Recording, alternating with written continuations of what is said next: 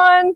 Oh my goodness, we have a little feedback going on. Welcome today. Boy, I'm super excited we have so much going on. I'm going to have several dime doors to show you, and you are just going to love them. I mean, they are phenomenal. You all have been working so hard on them. It's very impressive. So I'm delighted to share them.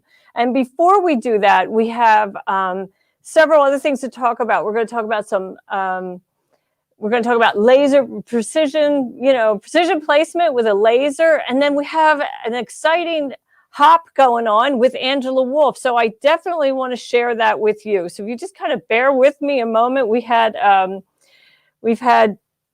several events going on today. And one of them, was in my studio. So I've only had about 15 minutes to switch over the room. So if you would just bear with me a second, we're just about there.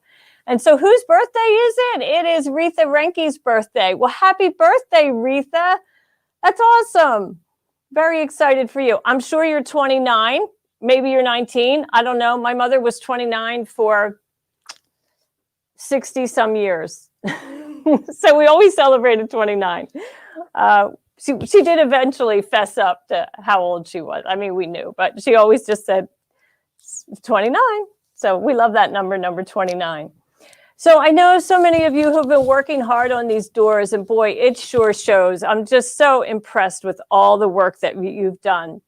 And we are coming to the end of the 2020 dime doors. And we're very excited about what's going to happen in January. But before we do that, let's take a look at where we've been and why they're, let's talk about Angela Wolf first. How about that? Okay, so there's a really cool social hop 2020 going on with Angela. And here is the information for how you can join in this hop. And there's tons of giveaways, tons of giveaways. Dime is giving away a lace charm and a lace jewelry kit and the hardware kit. So you have the opportunity to win that at the end of the hop, which is December 18th, next week. So if you go over to fashionsewingwithangelawolf.com, and you'll see all that information from her on what to do and how to participate in the hop. And she does have a form that you fill out on that page. But once you do fill out the form and then you leave a comment like thanks for playing from the Wolf Pack on each of the hosts, the participants' Facebook pages, then you'll be entered into this. So super cool. And let's see. And Alexis Ray, I want to bring up you said greetings from Blowing Rock, North Carolina. You tried my method of quilt binding joint and it worked like a dream. How about it, right? Wasn't it so fast? I know. I mean, it's not traditional for sure. And it's a fast way to finish, but it works, and just in time for Christmas, right? Isn't that awesome?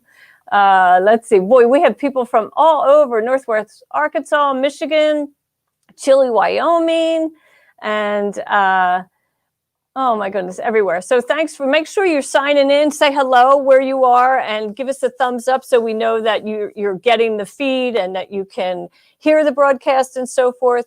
So without further ado, let's go ahead and take a look at some of those doors. Why isn't it advancing? Oh, because there's no mouse. Okay, so as you know, January through April is what we started with. These doors are still available on Dime's website.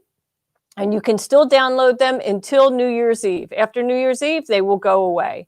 And we have May, June, July, and August. And then we ended the year, of course, with September, October, November, and December. And the gingerbread house was the December offering. So cute. So shall we take a look at your doors? So many of you did some gorgeous doors. So we have Alicia Gentry. She did our very first... She did our very first one on the left, and she added a star and a chimney on hers, which I thought was beautiful. Candy Bray, she kind of went really over the top here. I love it. So she mirrored the door and then changed one of the actual doors on the gingerbread house and replaced it with a window. Added a candle inside the window and those really beautiful trees. She used variegated thread for her gumdrops. I thought that was very clever. And of course, she has Santa zooming across the sky and a beautiful tree. I mean, a beautiful star on her tree. Candace Engleton, she went rather traditional, pretty much followed what I did, and it's really a very nice example. Love her sky fabric. And then Chris Yost, look at that variegated thread that she used to outline her door. Isn't that adorable? It's just awesome. It's really red, green, and white is that outline. And then she changed some of her little icing dots to red and green. Very well done. Really like that. And Cindy Stower, and I think it's Reven, is the center example. And that blue sky is just beautiful. And Crystal Campbell, you have Santa right there. Really fun looking Santa right in the center. I love that. Welcome Kelly Smith from Louisiana. And this is her comment to jump into that social hop 2020. So if you are hoping to participate, make sure you put a comment like that in the comments so that you can be in the hop and entered to win some of those great prizes. Deborah Morgan on the left, very traditional again, really nice. Desiree Serrano. Now she mentioned that she used her multi-needle machine and may have assigned a color in, that she didn't think that she wanted that final outcome, but really looks wonderful. And Gayla Jorge, isn't that beautiful? So she has Noel, and those Christmas lights that go around the door are some sort of, charm. It's a 3D, they're like plastic and they're sewn on or tacked down. So cute. I know. Stephanie Hardy says, OMG, these are so cute. I agree. They are really adorable. And welcome Cindy Graff from Wisconsin and Susan from Florida. Susan Bishop, nice to have you all here. So let's see. And then we have Helen Limon Hoskalis. She used a gingerbread printed fabric for her house. So if you take a really close look at that print, they're tiny little gingerbread. It's so cute. And Janet Rossborough, I love that. That fabric that you used could possibly be a batik, and that looks just great. And the stars in the sky. When I looked through my stash, I didn't have any star fabric. I was shocked at that. But anyway, if you have it, it's a great application to use tiny little star fabric for the sky. And then we have Lisa Granley, her red gingerbread house. Well, let's not call it a gingerbread house. It's like a peppermint house, right? Oh, I love it. It's beautiful, so colorful. And then instead of doing the traditional red and white candy canes, she chose to do green and white. Great contrast, looks really nice. And Marilyn Rourke Patno, look at the swirl in that fabric on the gingerbread itself. Isn't that cool? I mean, it kind of looks like wood grain, kind of looks like, gingerbread batter. Very well done. Muriel Butler, on the other hand, she added another outline. Instead of just the satin stitches that surround the door, she also has these tiny little French knots that she did a whole row of that. Really beautiful. And she's got a little gingerbread man in the snow right in the foreground. Very well done. Just love that. Nancy Engleton, her example, she takes a shot of hers and she lays it right in front of her laptop and shoots a photograph. I love that. It's hot off the press, I think. And Norma Finch Gensler. Now look at her. Instead of sky fabric, it's like a hillside and all these tiny little houses in the background, as if you were looking up the hill at the houses in the background. Really very nice. It's a beautiful vignette that she has there in her home. And then Pam Andrews Rollins, we have, again, a traditional take on the gingerbread house. But I do like the blue outline of the bow that she did on her candy canes. Very nice, don't you think? Okay, and then we have Mary Bijouet. I'm not sure how to pronounce that name. And look at her. Now those snowflakes in the sky, I think they're embroidered. I don't think they are a printed fabric. I think they're embroidered in the sky. It looks really nice. And Joy Seidel, I think she shot this on her kitchen counter. And actually, it looks a lot like my kitchen counter. I thought I was right at home. So we hope that you'll post your if those of you who haven't completed it yet, if you'll post your dime door, remember, put the hashtag dime door on Facebook, and then that's where I go to find them, and we gather them, and we'll do that again next week on Thursday, the 17th. So that'll kind of be our final review of the dime doors for 2020. So, and then, you know, you don't have to, it would be great if they're the gingerbread house, but if you have some others from earlier in the year that you have not posted, feel free to post them. We'll be capturing as many as we can next year. So, and then let's see. Well, I think Sam, we're just going to pause a minute, and then we're going to go overhead in a moment. We're going to talk about precision layering. So if you just bear with me 1 minute, so I can show you exactly what we're going to do. So, you know, I promised in the promo that we would talk about placement and how to get laser sharp placement. And of course, we do like to use lasers here. We use the POW and POW 2.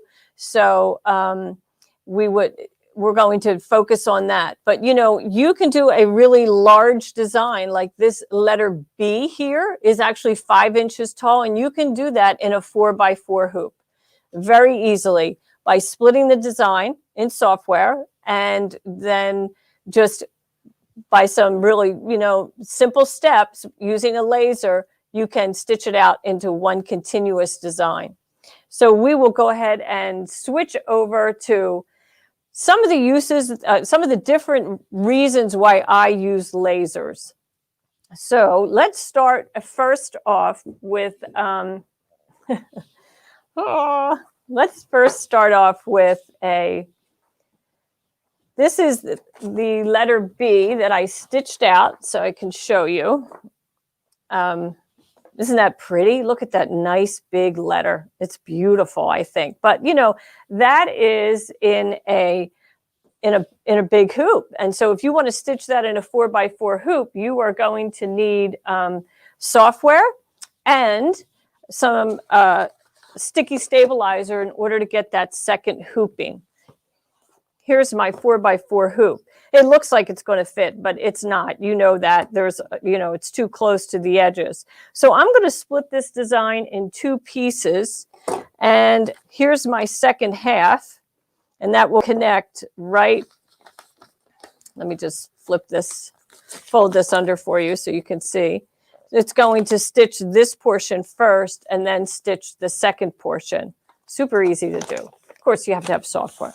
So we will, I've already stitched the first part of this design. So I'm going to hoop the sticky stabilizer and in just a standard 4x4. Well, no, I can use my monster, but I didn't have one at home because I had them all here. So if you just bear with me 1 minute, I'll grab one off the wall and we'll get stitching that design. And all I really have to stitch is the, all I really have to stitch is the placement guide. Oh my goodness, you should see how crazy it is in here today. Okay, so we'll get a pin and I'm just going to score this protective paper so that we can expose the tacky surface. We all know that, you know, sticky paper, right, has that protective covering. And I'm just going to score it like at a big X. And then I like to lift it up and then just place my finger behind that X to lift that tear away a little bit. And then expose the rest of this design. So in the comments, tell me, what have you used the laser for? Because I know a lot of you already have the perfect alignment laser, and you have different reasons for using it. So I'd love to hear that. And so I'm just bringing up, I'm over here at the machine and I know you can't see me and I apologize for that. But that's just how it is today. I'm just going to stitch out, I'm not going to stitch out the whole letter. I just need to stitch one line of stitching, my alignment mark. There we go, and we'll get that stitched because I have already stitched the first portion of the design, which is that upper half, and I've stitched this giant placement mark. And then on my second hooping, I also want to stitch the placement mark first, and then I will stitch the the rest of the letter once I use the laser and place it down there. So let's see if we can get this to stitch. You know how these machines don't like to stitch on just stabilizer, right? They want to have stabilizer and fabric so that you'll see. This happens to you all the time, I'm sure. You know how that goes, right? So here we have where it has not actually stitched all the way, but I can see the holes, as I'm sure you can see the holes also. So this is color one. This is my very first design, and I have already stitched that alignment mark. So this is color one of hoop one and color two of hoop one. And now I have stitched color one of hoop two. And so here is hoop two, which is that big alignment mark and that letter B. So now if we dim the lights here a little bit, you'll see how I take that laser and I place my hoop right underneath. So I am positioning the vertical mark with the 0 on my hoop and the horizontal mark with the stitched line. And then I take my design and stitch, position my previously stitched design right in, just center it like that. And then when I go to stitch that out, it will be perfectly aligned. As you can see, it will stitch out perfect in one long continuous beautiful satin letter, just like this. And of course, after my embroidery is complete, I will go with my seam ripper and I will remove these long basting stitches. They're very easy to remove. They're just long basting stitches. So that's how you would do a split monogram. But what if you are working on multiple projects at one time? So here I am in my sticky hoop and I have my laser on and I'm going to put that vertical mark on the zeros on my sticky hoop. And I'm not really, all I'm worried about up here is because what I'm going to do is I'm going to actually put 6 napkins in here. I'm going to do some speed hooping for the holidays. You know how we are. We're trying to get everything finished. So I have my monogram templates already in place. And so at this point, I would just position my napkin on the sticky and making sure that this vertical horizontal line is aligned with my template and finger press that down. And then I can go and apply one more and do in the same fashion. Now, I don't really have to be concerned with the center mark at this point if with the vertical mark, as long as my horizontal is square to the laser, I know it's square to my hoop. So then I will transport this over to the machine and stitch both of these monograms, centering my needle over the template.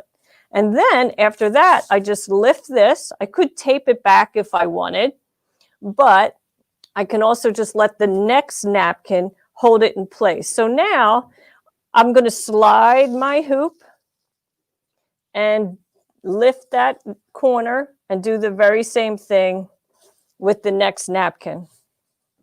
And so I can see that it's perfectly horizontal. I know it's going to fit in the hoop, and I'll do napkin number 3. I'll lift that corner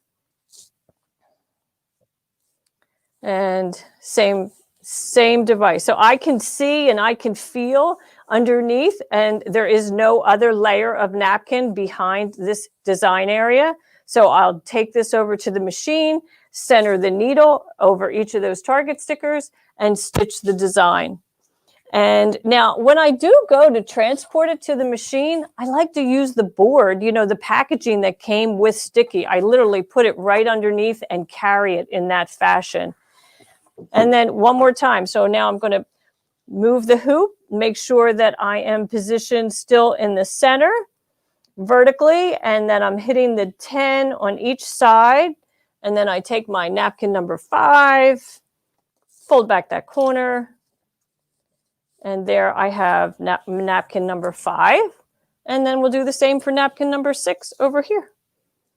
So I get all 6 napkins in one hooping, one piece of stabilizer, one hooping, a little bit of on and off. But when this is done, I take it out of the hoop, and boy, super easy, super easy. And let's see. Claire Brown, you say you can no longer rely on your own vision for alignment. Ditto. I get it. Oh, man. I just got, you know, Superwoman glasses, apparently. But, you know, the problem is those lines of vision. I have multiple lines of magnification. So in some ways it's great, but in some ways it's those separate areas of magnification are so small. When I'm at the machine, I find I have to do this all the time. You know, if I'm trying to find the needle, if I'm trying to find the foot, if I'm trying to read the screen. So I get that, Claire. I sure do. And Donna Strode, you have vision issues. You really need POW. I know. What size hoop was I using for the napkins? That's a 6x10, Becky. So as long as your design is small, and those monograms they are small. They're about 1.5 inches. So ample room in a 6x10 hoop to get 6 napkins. You just have to make sure, you know, so think about that. You have 10-inch height, and you literally could get, you know, 4 rows. You'd be pretty tight, but, you know, 3 rows, super easy. Lots of wiggle room there for placing all 6 in there. Let's see. And Barbara Jett, you have embroidered with one eye for the last 10 years. Well, you get the prize today.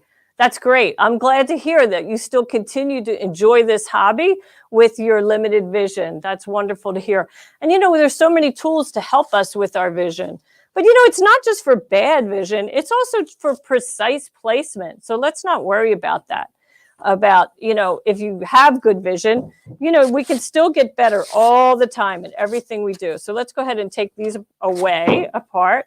And then the same thing would be true if we were working on like these really attractive cosmetic cases, right? So here we have a cosmetic case that completely zips open at the top, and then it lays flat. So I could do 2 of these in one hooping. I have my template in place, but this helps me align square in the hoop and leave space for the next one if I want to do 2. And so that's all I have to, I would have my template over here also. But notice how here we have the attachment on the left-hand side. This is how I would transport it to the machine. Again, I'll use that packaging, and I lift it all together as one unit to take that to the machine.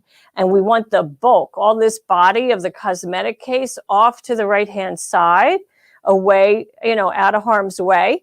And because the foot, right, when we attach this to the machine, the foot's going to have to travel over this area, not this.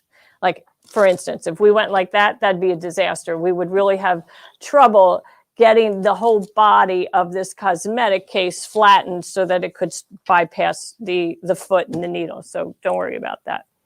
Okay, so another great way to use POW is when you are trying to locate the center of a block, right? A quilt block. And often we want to, you know, land a design dead center. And, you know, log cabin quilts, they're easy to make and so forth. But sometimes, you know, finding that center is not so easy because you have so many other lines.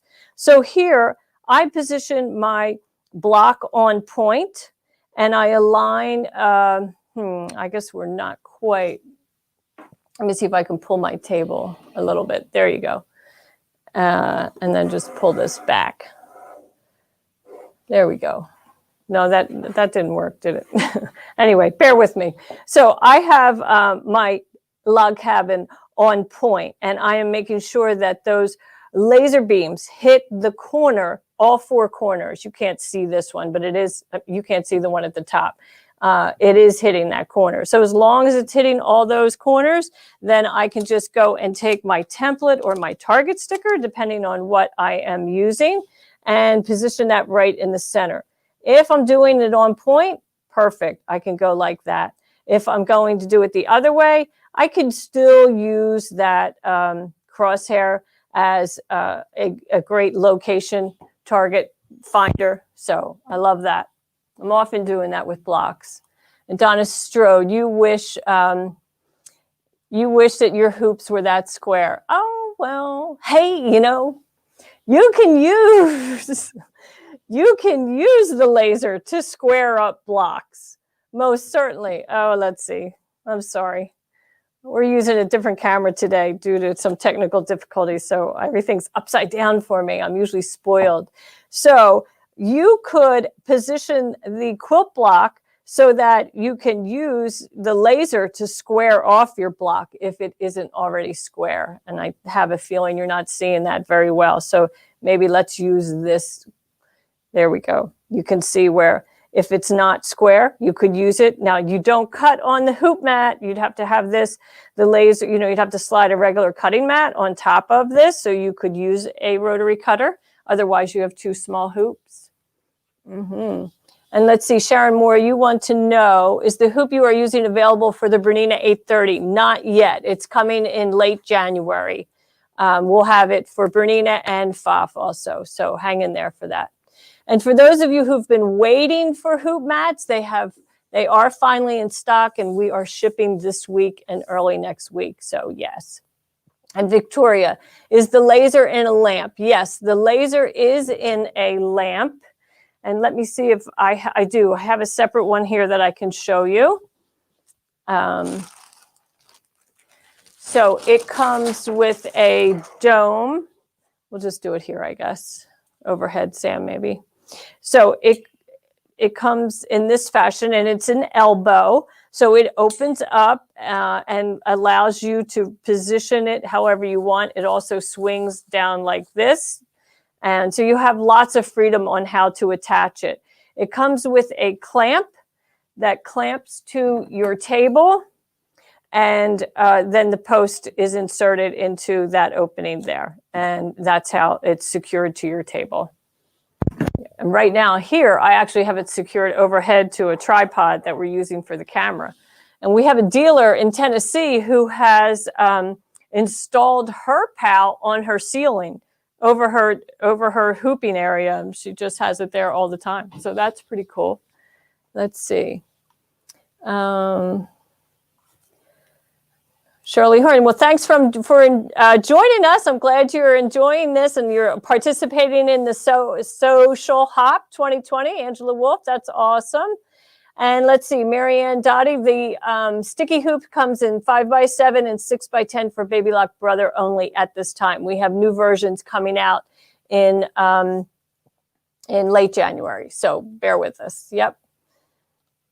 And boy, we have lots of people joining from the West Coast. Thanks for joining us. We love that. So what else do I have to show you?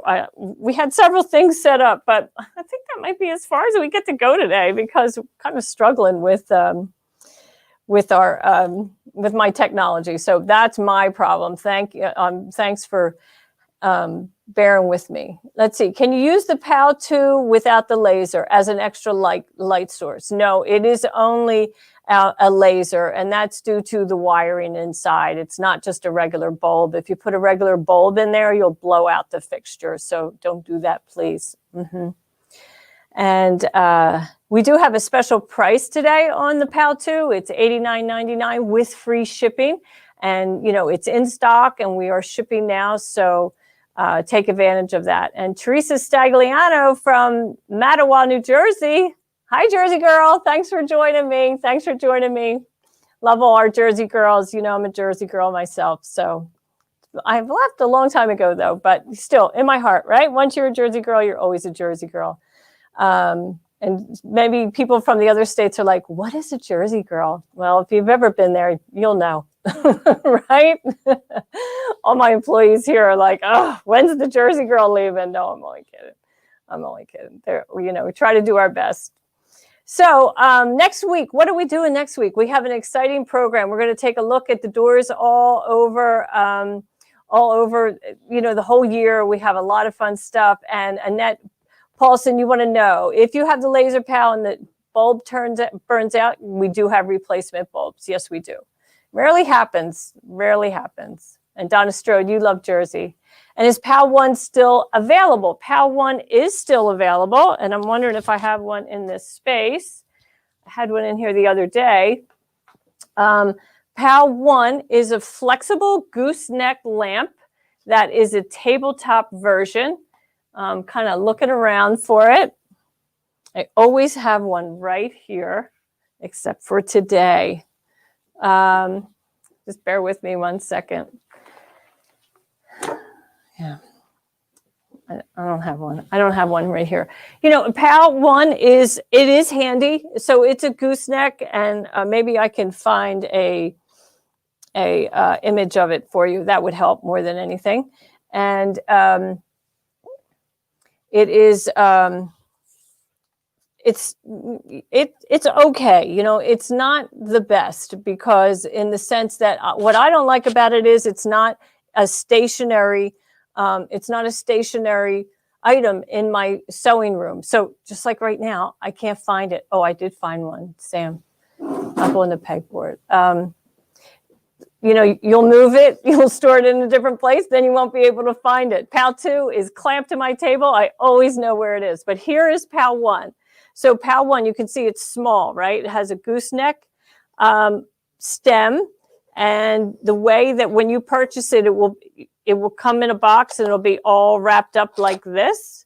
And so the idea is that you undo that and get it nice and straight, and then take the time to position the head over the curved part, right over the curved part, straight down, as straight as you can get it, and then you turn the beam on, and it will come on. So one of the drawbacks about this is, because it's so portable and lightweight and short, its beam is not that long. The beam gets longer if you elevate it. So this works really well for a 4x4 hoop or a 5x7 hoop. But if you're using larger hoops, then that's where the POW 2 comes in handy. You can elevate this. You could put it on a box or some other device so that it is, so that its beam is further away from the surface. That's what's going to make it longer. Just like a flashlight, right? Same thing. So, it's very handy. It's great for travel and that kind of thing. My preference is I like POW 2, but everybody has a favorite. Let's see. Yeah. Okay. Well, I think next week, could this be mounted on the ceiling? Yes, you could mount this on the ceiling, with Velcro, or you'd have to figure that out. But you could mount it on the ceiling. But here's the on-off button, is this little button right here. So you would need, and it's battery operated, comes with batteries. You would need some kind of device to turn that on and off. I mean, I guess you could leave it on. It gets like something like 40,000 hours. But, I don't know how many that would transfer into hours per year. But anyway, you could do that. And just as long as you're able to turn this on and off, then you'd be in good shape. You would get a nice long straight beam for sure. And let's see. Yeah, so Social Hop 2020. And you need the address for Angela Wolf again. Okay, let me bring that slide up. You just bear with me, Sam, while I find that slide. And yeah, Angela, she's got some great stuff going on this week. So I hope that you'll take advantage of it. And I was her guest about a week ago. And then we had an awful lot of fun chatting all about her beautiful new lace couture collection that she did with Dime. That is just stunning. And it comes with her Bella pattern, her top pattern. And of course, with, all the instructions on how you make that Bella top. It's really fun working with Angela. She brings a great design sense to any project that she's working on. And as a true fashion designer, she walks the walk, you know, she knows how to make the garments, she knows how to design them, and they're gorgeous, absolutely gorgeous. And let's see, where can I find the placement guides? Pat Brown, could you elaborate on that? What do you mean by placement guides? Are you talking about a crosshair? Yeah, okay. And Judy Quilt, you are considering the PAL 2 because you don't have a designated sewing room. You have to move around. I get that. I understand. Yeah, so PAL 2 would be very good for you because PAL 2 is very portable. You know, in fact, the box that it comes in is really small. It is, you know, fits this device, and then you just undo it and put it back up nice and tall. So don't worry about it. So yeah, Social Hop 2020. I hope you are participating in it. And Sharon Moore, you have both sets of Angela's designs. Well, lucky you. They are gorgeous, right? Her first set was just beautiful. A touch of lace and then lace couture. Just beautiful, both of them. She's a good eye for color, you know, and has added in her second collection. It's interesting that she really took the time to create 5 mini collections that have multiple angles so that if you are embellishing garments, you know, some garments, sleeves, for instance, might have a sharp right angle. And if you want to add an embellishment around that right angle, lapels are different shapes. They're not different angles and shapes. So she's got some curves. She's got different angles. Yeah, I think you'll find an awful lot for what hers is. What's the price of Victoria Bartles? You want to know what's the price of PAL 1? PAL 1 is $59.99. And it might be on sale today. If you go to our website, you can find out over there. I'm not sure. I know PAL 2 is. Yep. So I mean, I would love to know who asked about the Victoria. If can it be mounted on the ceiling? If you do that, you should send us a photo and let us see how that worked out. We'd love to see that. Absolutely, we would love to see that. Yeah. And Babette, you say her collections are on your wish list. Well, make that wish list public, right? So somebody else knows about it. Put it, you know, in your to-do list, right? To let that person know, whoever that is. Well, next week, I hope you'll join me on the 17th. It's going to be our last broadcast of 2020. We're going to take a pause for Christmas and New Year's and come back up on January 7th with a whole new program for 2021, which I'm really excited to share with you. It's going, well, I can't tell you. It's a secret. It will be along the line of the doors that we've all been enjoying all year. It will fit in a 6x10 hoop. It's going to have an architectural flair. I can tell you that. And that's all I can tell you. So I hope that you'll join us in 2021 for that whole campaign. It's going to be super fun. So thank you for joining me today, and we hope to see you next week, same time, 1 o'clock Central, right here on Facebook Live and YouTube Live. Bye for now.